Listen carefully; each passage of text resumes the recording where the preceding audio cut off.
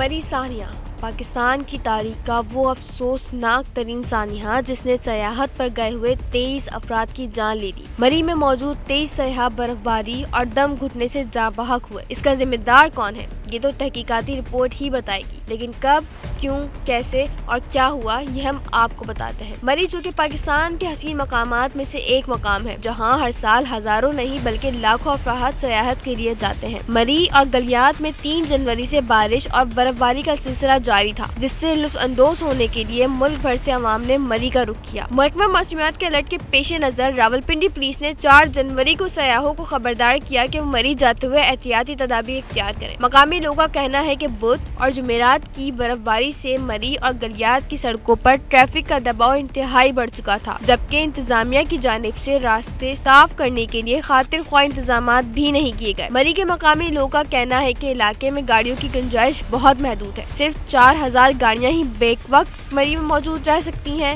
لیکن جمعے سے قبل ہی 1 لاکھ گاڑیاں مری پہنچ چکی تھیں۔ اس حوالے سے وفاقی وزیر اطلاعات فواد چودھری نے ایک ٹویٹ بھی کیا۔ فواد چودھری نے اپنے ٹویٹ میں اس قدر گاڑیوں کی آمد کو ملک میں حکومتی اقدامات سے تعبیر کیا تھا۔ جمعرات کی رات تک مری اور گلیات کی انتظامیہ کو صورتحال کا اندازہ ہوا، لیکن اس وقت بہت دیر ہو چکی تھی۔ جمعے کو سیاحوں کا مری میں داخلہ بند کر دیا گیا، لیکن لوگ کسی نہ کسی طریقے سے جاتے رہے۔ جمعے ہی کو مری میں شدید برفانی طوفان آیا اور صرف ایک دن میں 2.5 فٹ تک برف پڑی۔ ٹریفک پولیس کے اہلکار کیسر محمود نے بتایا 10 بجے برف باری شروع ہوئی اور لوگ سڑکوں پر گاڑیاں کھڑی کر سیلفیاں بنانے لگے۔ مشینری پیچھے پھنس گئی، نہ برف باری رکی اور نہ گاڑیاں چل پائیں۔ سیاحوں کے بے پناہ رش کی وجہ سے ہوٹلوں اور گیسٹ ہاؤسز میں جگہ نہیں رہی اور لوگ اپنی گاڑیوں میں ہی رات گزارنے پر مجبور ہو گئے۔ جمعے اور ہفتے کی درمیانی رات برف باری میں گاڑیاں مکمل طور پر پھنس گئیں۔ صورتحال یہ ہوئی کہ ان کا گاڑیوں سے نکلنا بھی ناممکن ہو گیا۔ گاڑیوں میں پھنسے افراد نے سردی کی شدت سے بچنے کے لیے ہیٹر آن کیے۔